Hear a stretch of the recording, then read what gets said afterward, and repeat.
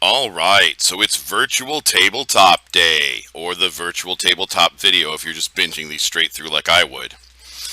All right, so Virtual Tabletop, or VTT, is what people actually see when when we're playing D&D or any other one of these role-playing games online.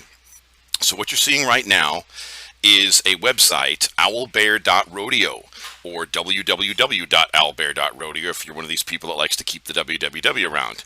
And as an internet computer nerd, I've noticed that even now in 2021, some websites still don't work without the www. It's pretty rare, but once in a while you'll find a website that still, insistently demands that it have that www. But so here we are at owlbear.rodeo. That's .rodeo, not .com or .net, .org, or anything you may be used to. So, in recent years, there's been a lot more URL extensions added to the internet. So, now why Owlbear Rodeo? And then we'll get into it.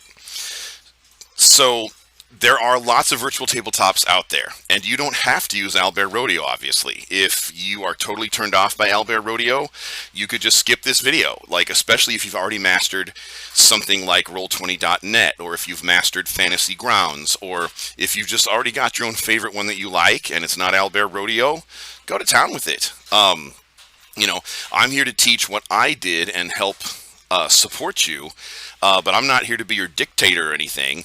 But since you're here, hey, check out Owlbear Rodeo. All right, so first of all, I really need to do a shout out and thank one of our Game Shop's basement members, Gary the Great Gnu. That's his Discord handle. He is the guy that turned me on to Owlbear Rodeo. So I knew that if I was going to do this, and we're talking like the first couple of days, okay? Really like day one, actually, like by the evening of day one, I did my first game holding graph paper up to the camera. I kid you not. I did my first game holding graph paper up to the camera, and by God's grace and mercy, I met Gary the Great Gnu on Discord, and he told me about Owlbear Rodeo. I knew that I was going to have to learn, this old fogey 50-year-old guy that's talking to you now. I knew I was going to have to learn some kind of virtual tabletop thing. And I looked at Roll20.net, and I looked at Fantasy Grounds, and there's one that I've seen since called Astral that's getting a lot of advertising dollars because you see it being advertised everywhere, and I went to their website, and it just looked like, it looked to me like a lot of them just wanted to sell their version of the D&D hardbacks that are coming out right now, which is a nice thing. But I'm going to show you why Owlbear Rodeo works well for me and what I do. Now, maybe Roll20.net works better for what you do, or maybe you've invested a lot in it. Maybe you own a lot of Roll20.net material right now in your cyber library at Roll20.net or whatever. That's great. I'm going to kind of give you a quick tour here, though. And Owlbear Rodeo has its fans. And I just, last week, I think, one of our members at Game Shop's basement was talking about how much they love Owlbear Rodeo because it's so simple. And they said it's so much easier to use and easier to figure out and learn than other virtual tabletops. By the same token, though, there was one guy who came to some session zeros a few weeks ago, and he was totally turned off by the fact that I use Owlbear Rodeo. And he was like, Owlbear Rodeo, that's like a loser thing or whatever. So, to each his or her own. I mean, you can't please everybody. But I'm going to show you here why I use it and why it supports the way I do things. But maybe yours is different because we're not all the same. So let's get into this. So here's owlbear.rodeo. What we're going to do is we're going to hit Start Game. And then we're going to unclick this password thing because there's actually no reason to use a password with Owlbear Rodeo because, well, I'll show you why. Just using a password would just create an extra unnecessary step. So I'm going to go, so I unclicked use password and then I hit start. So here's Owlbear Rodeo loading into my browser. And up here, I'm going to highlight the address for our session. And that address for our session, that's how your players join you. So all you have to do is open up your Discord. I'm going to go down here, grab my Discord. Oh gosh, look, my desktop's hideous. Don't look at that. But anyway, so here's Discord. And usually what I do, oh, there's Gary right there. He sent me a message. Oh, I got it. Let's see. I was just talking about him. Let's see what he said. Hey, bro, did you get all your computer stuff fixed? I was so ready to play Monday, and I was super sad I was not able to. Aw. Hey, Gary. Were your ears burning? I've just been talking to my GMing students about you because I'm teaching Owlbear Rodeo,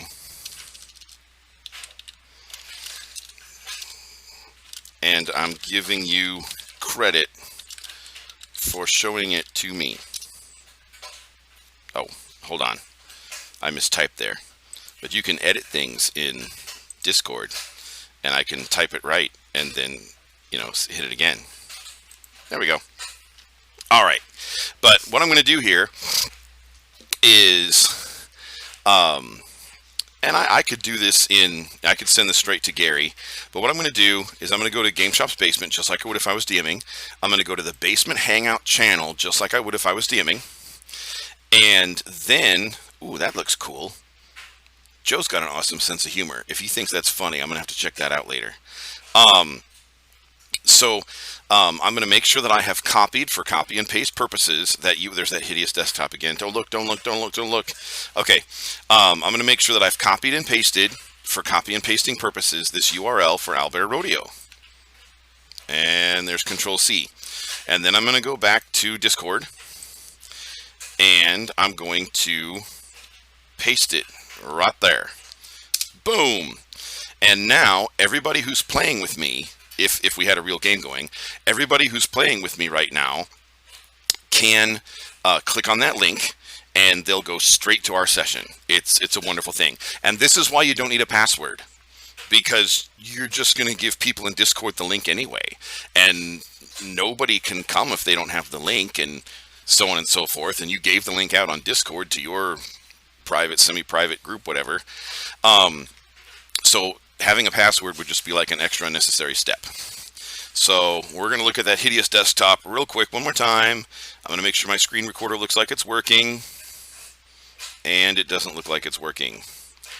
So we're going to check that.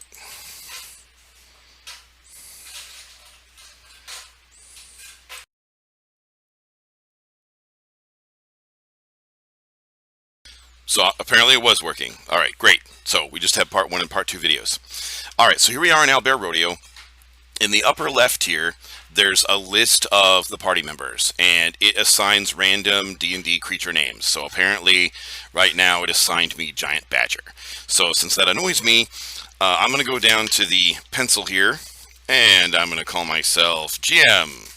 There we go. That's nice. Okay, we're going to minimize the screen recorder. Okay. And let's see, we'll give you a quick tour of Owlbear Rodeo here. Right up here, this is the dice tray. If you like to roll dice in Owlbear Rodeo, some people prefer D&D Beyond. Some people actually roll physical dice and tell me what it is, and I believe them. I'll tell you about different DMing styles and handling people's dice rolls and cheating and stuff like that when we actually get to our play day.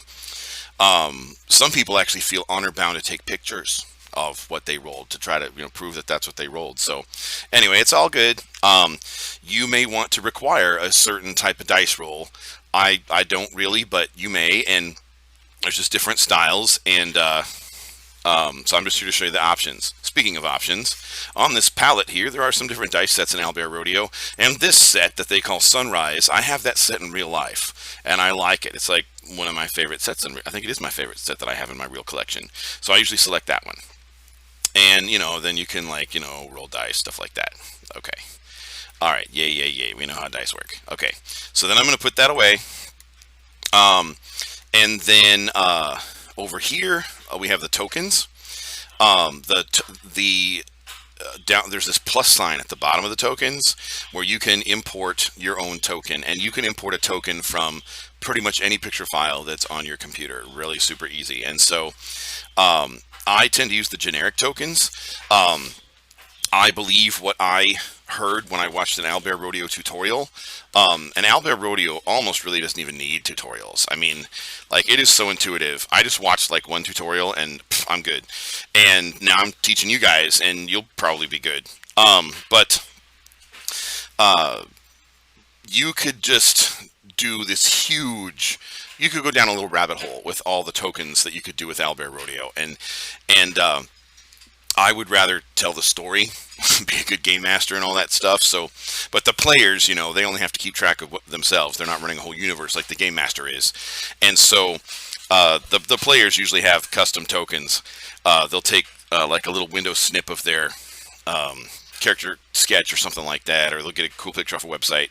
But yeah, you can do custom tokens. The default tokens are fine for me. The default tokens include all of the core classes from the player's handbook, plus the artificer and the blood hunter. And then they have all of the creature types from 5th edition game design. So obviously they've got dragons and elementals and fae and fiends and celestials and humanoids and constructs and undead and oozes and aberrations and monstrosities. And all of the, one of the things that this has done is it actually teaches the character categories from 5th edition game design. And so, if we're fighting a black pudding, I'm going to pull out the ooze token. If we're fighting or meeting a genie, you don't always fight a genie, but if we meet a genie, I'm going to pull out the elemental token, stuff like that. And let's take a look at the maps. Okay, here's where Owlbear Rodeo really shines, and what I mean when I talk about how it really supports what I'm doing as a DM. Okay, so I've actually got some maps ready. I created a little folder because you saw what a hideous mess my desktop is right now. So I created a little folder for this lesson. And so here, I'm going to go ahead and erase so you see what it looks like when you first start. Now, Owlbear Rodeo is not a cloud-based thing, okay, like some of the other virtual tabletops. Where Owlbear Rodeo stores these maps and tokens and information like that is in your browser cache. So you really don't want to fill it up too much, because browser caches are not big things. They'll do the job, but they're not some kind of infinite storage. They're not like Google Drive. They're not just going to save tons and tons of stuff forever. So I'm going to go down here to the lower left, and I'm going to go erase all content and reset, because for this lesson I kind of want us to start from the beginning. So erase all content and reset, and then up here we have the maps right there if you follow the bouncy cursor ball. So these maps here are the default ones, and they're basically like gaming dungeon tile maps. This one is stone. There it is, just like you'd buy for your dungeon tiles for your game with miniatures, your 3D on a in-person game with miniatures instead of a 2D game on a screen with tokens. Or I could change it out, this one's called grass, this one.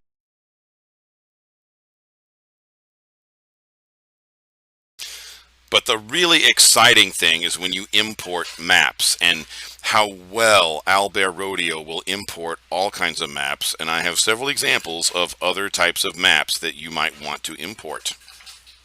So for example, let's just, I got this for Owlbear folder here. Let's start with what I call a modern map. A map that was designed for modern virtual tabletop play. Now it's going to take a moment to load.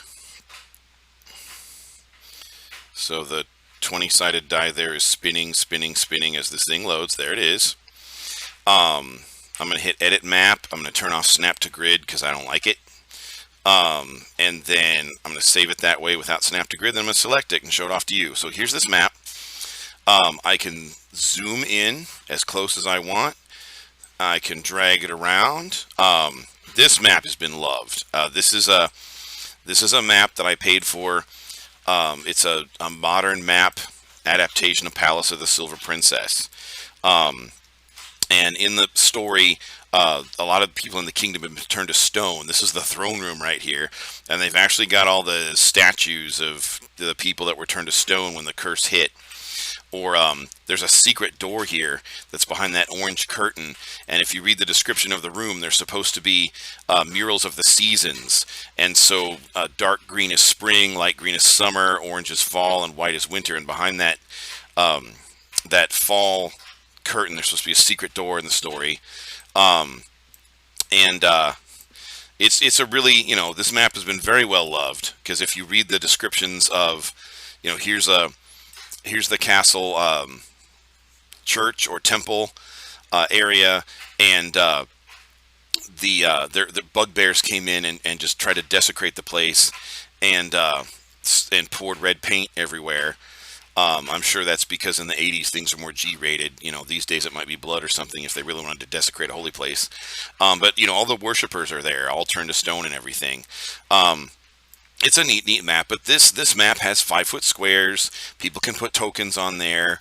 So this right here. This is the bedroom of the castle mage. There's the castle mage in front of his mirror in his wash basin because he was shaving. He's got a razor in his hand when he was turned to stone.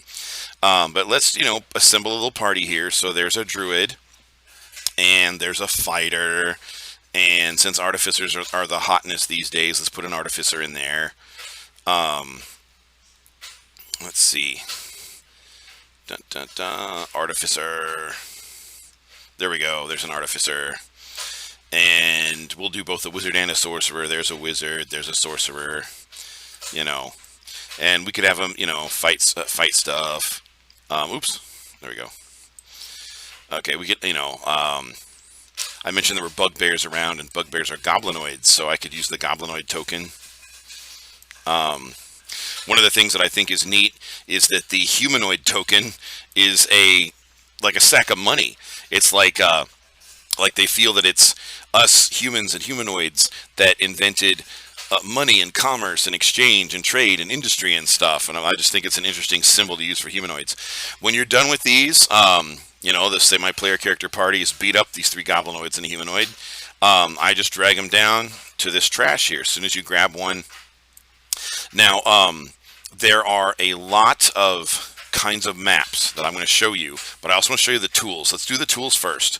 So the hand tool is, what you do to grab tokens and move the map and scroll in and scroll out, blah, blah, blah. Then we have the fog tool. And the fog tool, if I was going to run this today, let me get the hand tool so I can move the map out and scroll it out to get the whole map there. Then I can grab the fog tool. I'm going to grab the rectangle here and fog this whole map up. Now it's all fogged up. And I can use the scissors tool here. Well, actually with the little eyeball tool, I can see it as players see it. So there it is right now. That's as players see it. It's totally covered up.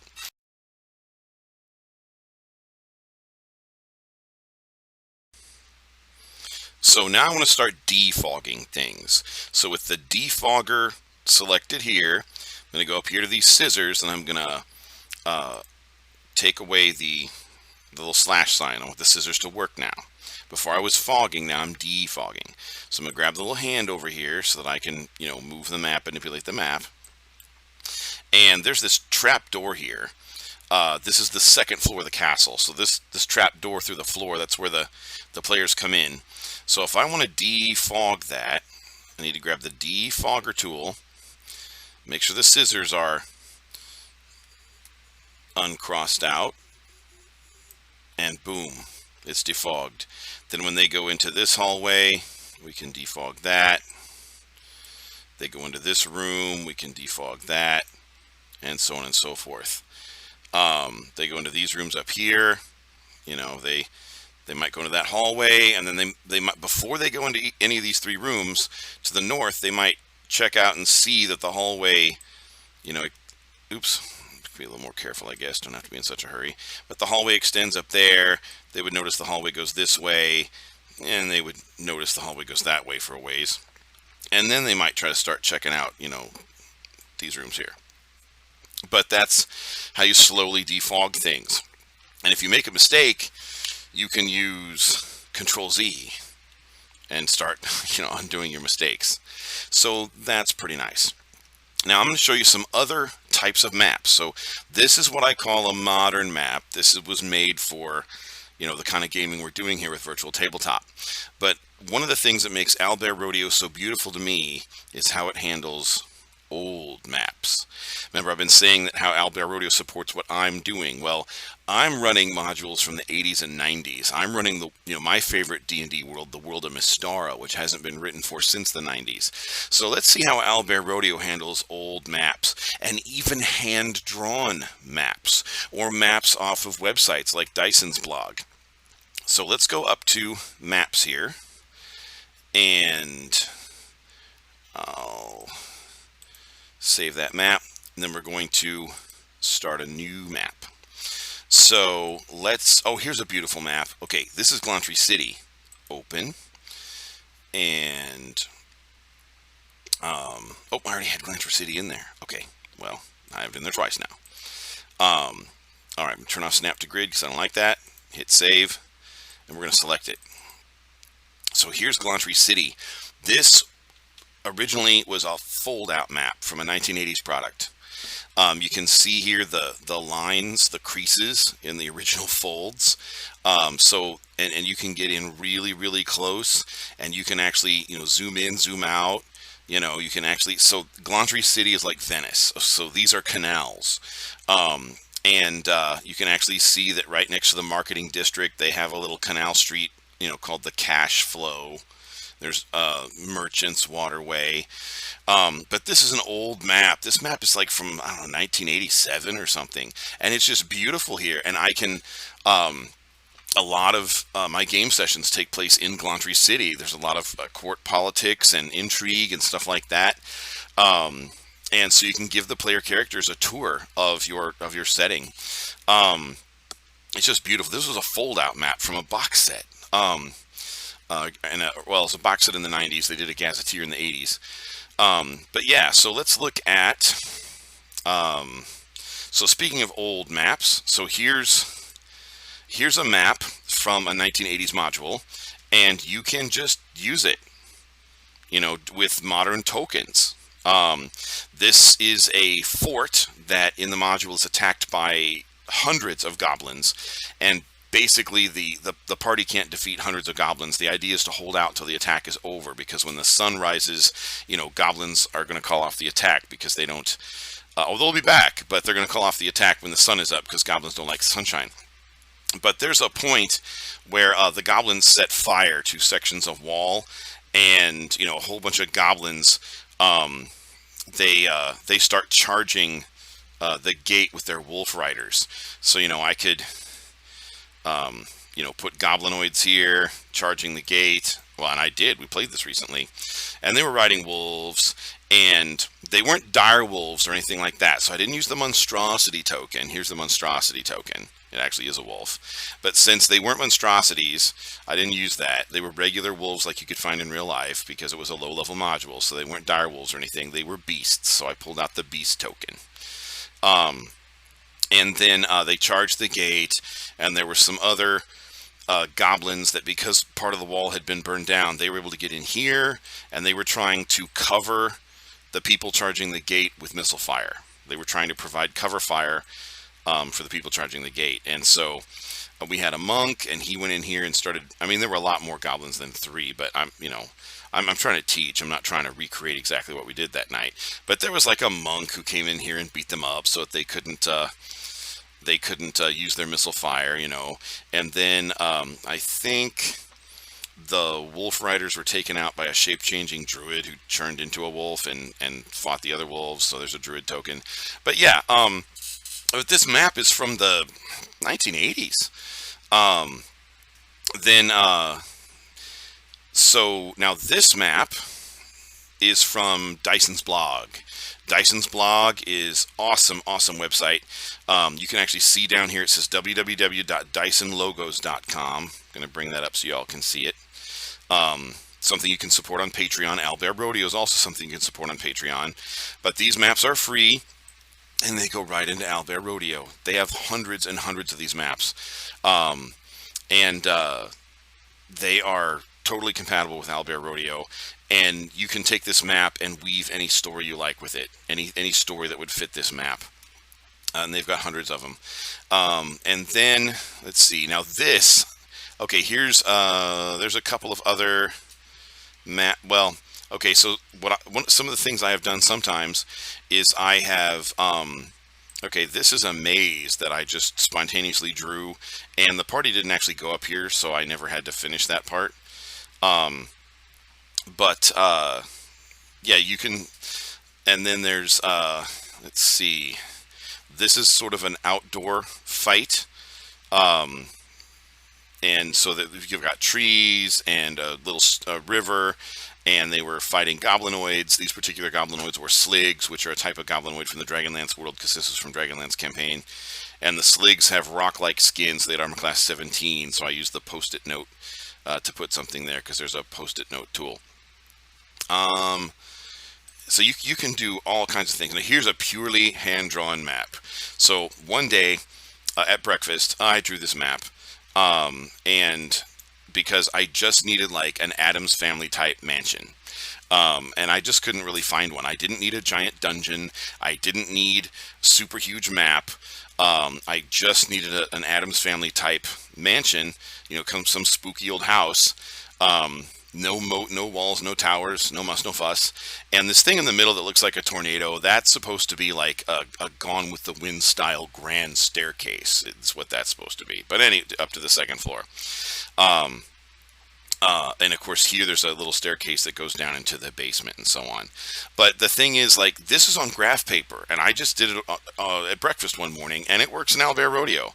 Now, do I want to do this for every single map? No. I mean, once in a while it's cool, but if this is not the standard of what I want people to see every time. And then here's a classic 80s module. From about 1983. This is Chateau d'Amberville. This is Castle Amber. And I'm 50 years old now. I was running this module when I was in 6th grade for my fellow 6th graders in the 80s. And here it is now, you know, with people dragging tokens onto it and stuff, and playing it with me in 2021. So it's pretty awesome. So you may not be as involved with old modules as I am. You may not be as involved with old worlds as I am. But this really supports what I do. Now, one thing that you're going to want to know about is another website. It is very, very, very handy, and I'm going to show you how to use it here real quick, because Owlbear Rodeo does not work with PDFs. So a free website, only takes a few seconds to use, that you're going to want is PDF to JPEG.net. Okay, so there's PDF to JPEG.net, totally free website, ad supported, and you choose a PDF file, and here's one I've got all ready for us. It's Glantry Country PDF. Okay, if I tried to, and there's the ads that's making it free. If I tried to put this in Owlbear Rodeo right now, it's not going to work, because Owlbear Rodeo doesn't work with PDFs. But I'm going to upload this really quickly to PDF to JPEG.net.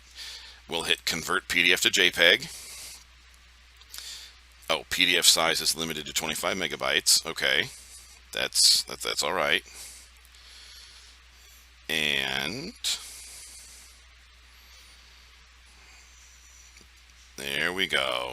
It's being a little bit slow today. It's usually faster. Of course, it is a pretty big map, but I just want to show off. Okay, there we go. So now I'm going to download my new map, and there's more ads that make it free. You know, commercial supported. So I'm going to hit download. There's another ad, and I'm going to get rid of the ad. There's my download. I'm going to open up my download folder, and there's this Glantry Country PDF page 1, page 001. That's it. So I'm going to drag that over to the desktop. Here's my icky. Oh, there's my 4Owlbear folder. There we go. Put it in the 4Owlbear folder. Go back to Owlbear. And I can now put in Glantry Country. So we're going to add a map. It's going to be Glantry Country open that sucker. Now it's kind of big. It's going to take a moment. And this is a map from a gazetteer. You know, this is a map from an 80s. This was a fold-out map. You can still see the lines where the original poster was folded. This thing, you know, was huge back in the day. But now we can show people, you know, stuff in Owlbear Rodeo. We can show them, you know, show them where things are in politically in the country, and they can travel across the wilderness and stuff like that. So that is a quick tour of Owlbear Rodeo, including PDF to JPEG.net that you're going to need. A few more tools. There's a drawing tool here where you can draw. That's how I drew things, like that maze. Well, I drew that maze in yellow and stuff. Yeah, you can just draw on the map right there, anything you want. This protractor tool is pretty cute because you can measure distances and see, like, well, if this character wanted to zap that character, they're 20 feet away, so they're definitely, you know, fire boltable or magic missileable or something like that. The neat thing about this is it's totally private. Like, if people are using this protractor tool, it doesn't share it with everybody else. So if you're sizing somebody up to blast them, yeah, you don't have to tell anybody. Another thing you can do with the drawing tool, speaking of blasting people, is you can use these shapes to show different spell effects. So if somebody was going to use Cone of Cold, they can actually make a triangle and show the Cone of Cold, or a Dragon's Breath weapon or something like that. Or if you've got a fireball, you know, you can actually show the radius of the fireball like that and whatnot. Another handy tool, there's the laser pointer tool, which you can use to show people things. You can even change the color of the dot. You can set Owlbear Rodeo to take permissions away from other people, but I don't, because none of my players get crazy with it, and it helps them. You know, they can put down their own fireballs. They can put down their own, you know, spell effect cones. They can show me things and ask me questions. You know, what is this thing? And they can use the highlighter tool and say, hey, DM, what is this? Stuff like that. Or I want to, you know, I'm looking at this door here, not this door here. So the laser pointer tool is a handy thing. So that is Owlbear Rodeo, with PDF to JPEG.net, because that's necessary to change your PDF sometimes. And that's what I use for virtual tabletop. So tomorrow we will get into things we still got to get into. We got to do a video on making a website. We got to do a video on marketing and customer service and taking care of people. And we need to do a video on actually DMing a session. So we're getting through this thing. It's pretty cool, pretty exciting. So I'm gonna turn off the screen recorder here.